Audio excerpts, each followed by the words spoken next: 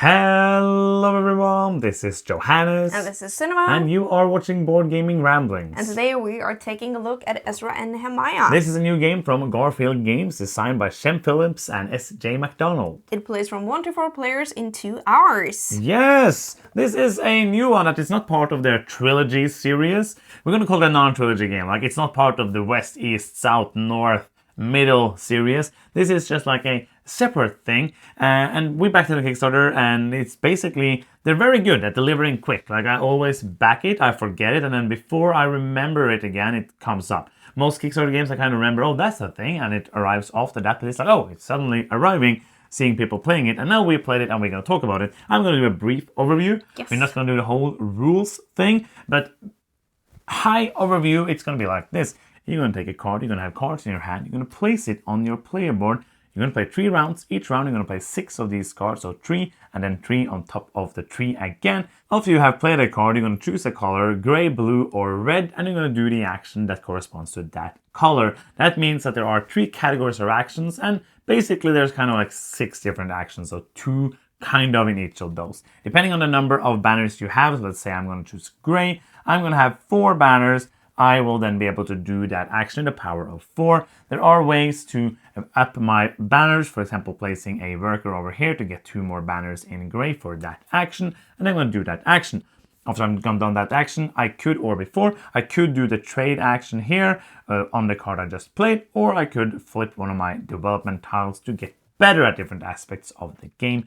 After I've done that, the other players also get to join in the fun and do their actions, and then when it's my turn again, I'm going to do it again. After you've done it 6 times, we're going to do a Sabbat phase, which is basically a scoring phase where we have to feed our workers. We get to take one of the cards and take it out of the game, but it's not going to score a category for the rest of the game that is up here. And then we're going to do that 3 more times or 2 more times. And after that, the player with the most points is going to be the winner of Ezra and Nehemiah. Let's talk about stuff. Artwork and components is the first thing we usually talk about. So let's mix it up and do the same thing this time. I really like the artwork and components in this game. It is the same artwork as the other non-trilogy games from Garphill Games, and I really like the artwork on all of these cards. That's mostly where the artwork is. Other than that, the game looks nice, and it has a nice table presence with all the cubes and colors on it, and the quality of the components are great as well.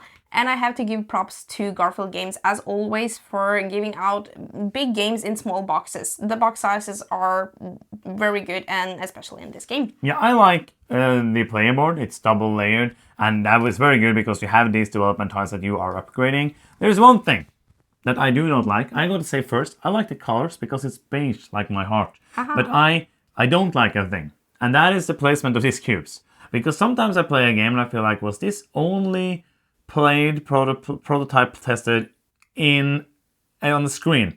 Because then you can actually look at things from the top and you can move things around. Because when you are placing these cubes, and they're supposed to go on these places right here, nothing's saying explicit that there are, but in all pictures and everything, they're placed there. But if I place them there, and you sit at that part of the table, you can't see the price of any of these things.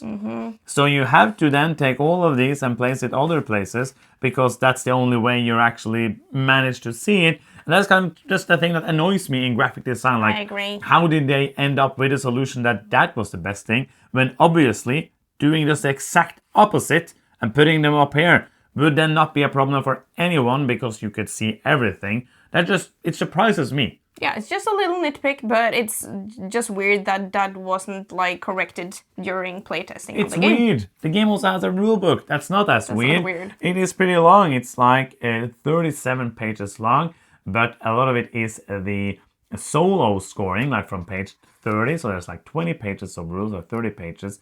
It's a good rulebook. There is not that many pages of rules actually, because you have many pages of setup. You're still at setup.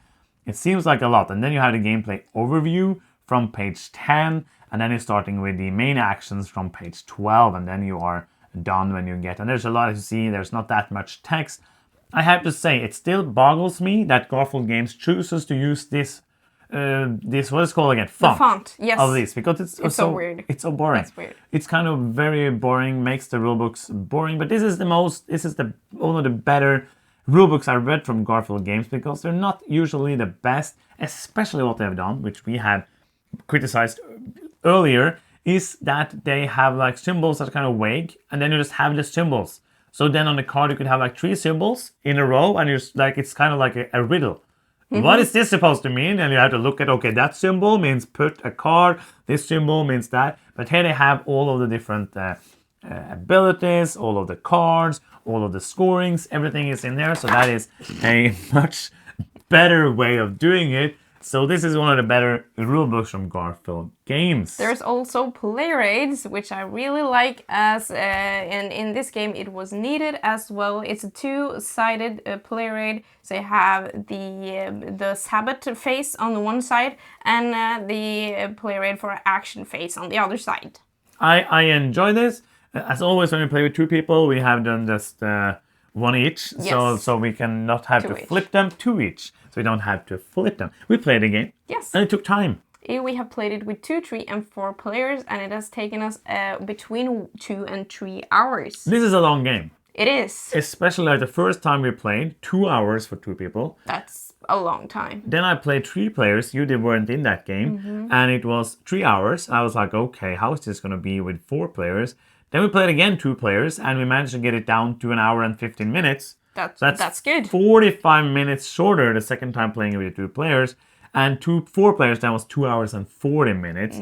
So 2:30, I think you could get it down to 2 because it was still like a little bit of AP. So 2 hours I think is manageable, but it's not going to happen in the beginning of your play. I felt 3 hours, 3 players was still not too bad. No, because I the game agree. was fun. Yes. So what did you feel about the playtime? I think like between 2 and 3 hours is a reasonable amount of time, but it scales with the players. I think that I think 4 hours of this game is too long. Yes. But I really like the interaction that you get with 3 and 4 players that you don't get in a 2-player game. That is true. So basically, more people is going to be better, but it's going to take more time. 4 people worked really great. Yeah. It's one of those games like I didn't feel like, oh, it didn't need that 4th player. It was actually really great at 4 I as agree. well. So I feel like 4 people and you play it again and get down that time, it's going to be a great, and 3 and 4. 2 was good, but I wouldn't choose to play it at 2. I agree. There was some like puzzle pieces missing for me to enjoy that experience as much as I did with 3 and 4. It's still good, but as you say, I would never choose to play with. No, you 2. need like the blocking and the interaction of other people trying to do the same thing as you for the game to shine. Yes. Let's talk about the game. As we basically already told you in the overview, you're playing a card and you are doing one of the banners and choosing that color, and then you're doing that action.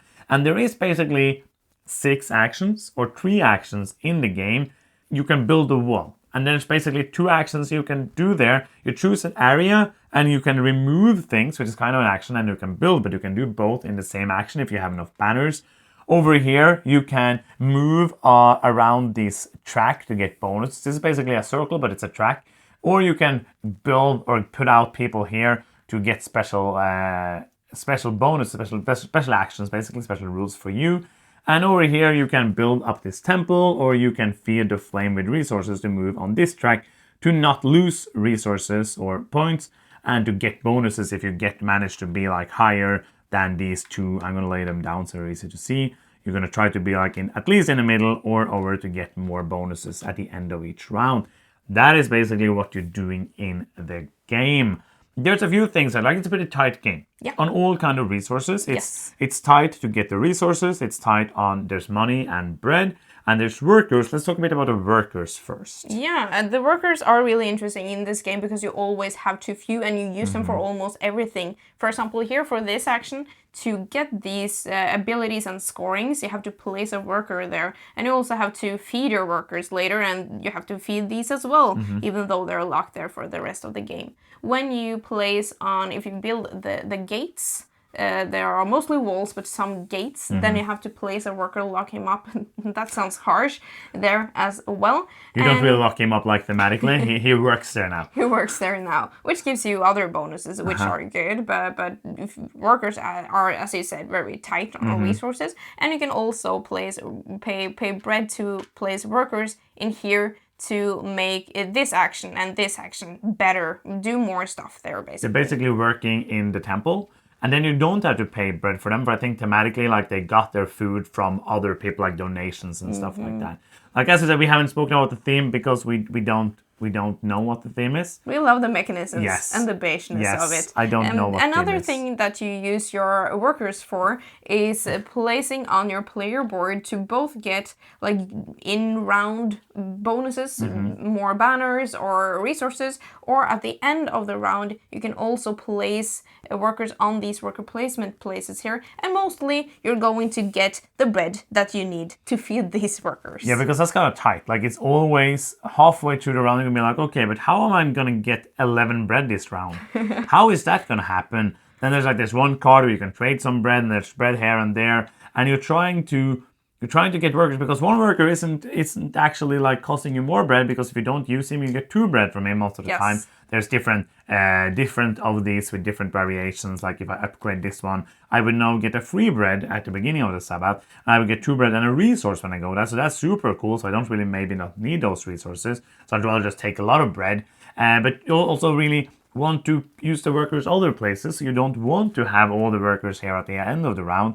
You want to use them to get more banners. So the workers are, I'm calling them workers, but it's not like a worker placement worker, but it's still super, a very interesting part of the game, I think, for me. I agree. The puzzle of the workers. Absolutely, and the resources in general are tight because you use them for so many things as well. I can take these resources and use them to build a wall, for example, or I need resources in here, you need bread to go in here, you need money and gold to go here, so everything, you have always too little of everything, I feel like. Yeah, it feels like a pretty tight game, not the tightest of the tightest game, but one of the tightest, at least in the Garphill Games catalog. I think this is one of the heavier and tightest games that they have made.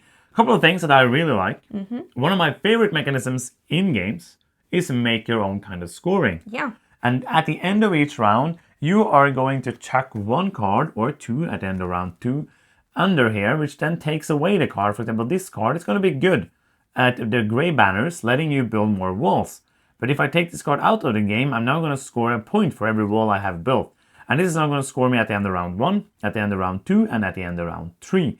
So that is pretty cool. It's going to basically, like, depending on what strategy you go for, you have different scoring possibilities. How do you feel about this? I have a couple of things I kind of don't like, but let me know what you feel. I like it. I really like it. I think you play, and the first time I played it, I was just like, oh, I really have to think about what I'm playing from my hand to get the right scoring. But you're playing 6 cards around. Yes. It's a high probability that you're going to get some scorings that you like from those 6 cards. Also, the card that you tuck has the upper banner, it will be visible, so that's going to be like a passive banner that you always have, so going to make that action not easier because you're taking away the best card for that action, but make it not impossible. You always have that.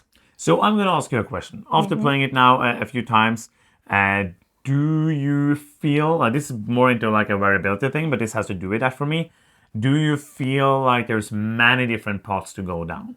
I feel like there's 3 main parts. Yes. And how you're doing them will vary from game to game, and also what cards you get in the beginning will shape how you play. Because if I get a lot of cards with gray in the beginning, I'm not going to do the red or blue action most likely, because they will be worse. Especially when you put down the first scoring cards, you will have some kind of path. But this is a game where you can go heavy into just like one thing and do the others like meh, or you can try to evenly distribute. So there's the different paths to go on, but there's the same 3 paths every time. Yeah, because I felt like the more I played this game, the more I felt like I'm going to do variations of the same thing every time. Yeah. I'm not going to be, because there are so few actions, which is cool, because then you have like, okay, there's, and I'm going to say like there's many choices, even though there's so few actions. So it feels like, oh, I'm playing a card, I'm doing 1 or 3 actions. Is there any choices? There's a lot of choices, just deep choices. But when you start going, like if I play this card to get score for walls, I'm going to build walls. Yeah. because I want to build as many walls as possible. Of course, with 4 players, I had to do it quickly before other players build the walls, and trying to go into possibility, oh, you took away those resources, but you didn't build the wall, then I'm gonna try to go in there and build that wall before somebody else is do it. And I don't feel like this is going to be a game that's going to be super fun the 10th time. I agree with you. I think one thing that adds to replayability is those, the scorings and the special abilities up here. I would have wished for more scorings. There's just 2 that isn't used every game. There's more variability here. And here also in the beginning of the game, you can see like, okay, now if I for example want to do the red action, if I get this space early in the game, that's going to be much cheaper for me to do because I get like a discount for that action every time. That's really good. So you want to shape it out of that. But last time we played with 4 players, and I was late to this party. I didn't get any blue cards in the beginning with blue banners, and my blue actions mostly went to moving on the track, the little track, under here, and because it wasn't really anything good left here, so that was also a viable choice. Oh yeah, I think like there is different parts, but they don't feel super exciting or they don't feel super different. One of the interesting parts about the game and what makes it fun to play, even though the puzzle is the same-ish every time you play it, is the order of things and the timing of what you're going to do. Because I'm going to have some cards in my hand and I'm going to choose to play one of them. So let's say now this round, now I want to focus, I have a lot of gray, maybe I want to go into focusing on the gray, but let's say, I have 2 red. Maybe I play this down this round, so now I can do an action of 4 red. And then next turn, I want to play this one, but then I have to block one of the cards, so now I'm going to do a big gray action and hoping to get another gray. I didn't in this one, but maybe then I'm going to go and do a red one, and then I do another red one or a gray one, for example. That is an interesting timing, but also the timing of the different tradings that you can do. Yes, every card has a trading down here. Some you have to pay for, and if one player is owning or have built on the gate, you have to pay money to that player. Money is tight, so that is good. And you can do that trade sometimes how many times you choose. And that also is an important part, because if I really need that bread, for example, I don't have the money, I might want to do another action before I play this trading card so I can afford that trade. Some of the cards have a trade of resources to money. Have you ever used those? Yes, I have. But especially when I'm playing heavy for this strategy right here, because you need a lot of money to place in these spaces. I always felt that money was easier to get than resources. So I could sometime, maybe I didn't need a white one so I could do 1, but I never like, I have 4 red white, I'm going to put them into 8 coins. Yeah. So for me, those felt, it's good to hear you use it more, but for me it felt like the resources was always more worth. The only way would be like if I had too many resources, because depending on what card or what development tile you get, you're going to have different amount of resources. The development tiles, I really enjoy those. Those add also to the variability of the game, because let's say this one now is going to kind of nudge me going to blue. Yes. Because blue is better, and when I upgrade it, I can do that instead of doing a trade action by paying 3 gold. I get a bonus instantly. And now it's get better. So now I have a 4 blue or a 3 red, where I also get a resource, or a 3 gray or a 2. So you can upgrade these to make the game better and easier for you as well. And I really enjoy that these are randomly, so you're going to get them. They felt balanced and they felt fun. This is one part of the game I enjoy, and you don't have to do it. You don't have to like upgrade them. You can do go very many. I'm saying you can go like small different parts every time you play, but you're going to overall do the same thing. Yes. Are you ready for some weight? Yeah. And who is it for? What do you think? I think this is a heavy game. Not the heaviest, like medium heavy-ish. On the heavier side for the other Garphill games that I've played. Sure. It's pretty tight, and the order you do things in matter, especially getting like a lot of banners at the same time in one color is interesting. And I think this is a game for people who like interaction. There's not like much, it's not like very much direct interaction. There's no take that. No, not at all. But I feel like the puzzle, what you're doing, really depends on what the other players are doing. If you are the only person building it here, it's going to be hard to get those points for this scoring. So that was much more interesting when we played with more players. it scales like how much space it scales with players, so it's kind of balanced, but also building around on the wall. When people are clearing these resources, it's easier for you to build something there if you have the right resources then suddenly to build there. And also here with the blocking, you're not then completely sure if you will get the scorings and abilities that you're hoping for. I agree. Let's go to the final thoughts. But before that, if you enjoyed this video or you enjoyed other videos on our channel, you can help us out in a big way by giving us a victory point. And we get victory points when you click that subscribe button. You can also click the bell to get notifications every time we post a new video. Okay, final thoughts time. You begin. There are only 3 main paths to go in this game with 3 like main actions, and I agree with you. I'm not sure if the games hold up if after many plays, but right now the combination of choosing those 3 actions with the banners is really interesting to me. Yeah. And when you add on a layer with very tight resource management and also these workers that are so essential to everything you do, I have so much fun when I play this game. I think absolutely this is a game that's best with 3 and 4 players, as I've already said, and I think that's where the game shines. I'm thinking this game, if this is a popular game, it might get an expansion in the future. That would be cool. But as it is now, I think it's a super solid game. I'm going to give it a 7.5. Okay, Ezra and Nehemiah, basically I agree with what you said. I think this is one, I would not play it again with 2. I feel like it's too loose, because of the small pots that you have, you need the pushing back. You need somebody stopping you from doing what you want, or you are almost always just, depending on the cards to your door, there's a little bit of luck there, very tiny, but basically you would be able to do what you want to do. So it's way better when somebody can block you, take the spot you wanted. It happened a lot of time in 4-player games. Yes. Someone's like, no, you did that. And then someone's like, yeah, but you weren't be able to do that, because if that person weren't doing it, I would do it. So you have that thing, which is makes this game good. So the 3 players and also 4 players I recommend. That doesn't happen that often in these kind of games, but I recommend the 4-player game quite a bit. I really liked it as well. I'm going to give it a 7.5. It's a good game. Not amazing, but it's a great one. And that's going to be the end of this video. Thank you so much for watching. I'm Johannes. I'm Cinema. And you've been watching Board Gaming Ramblings, and bye-bye.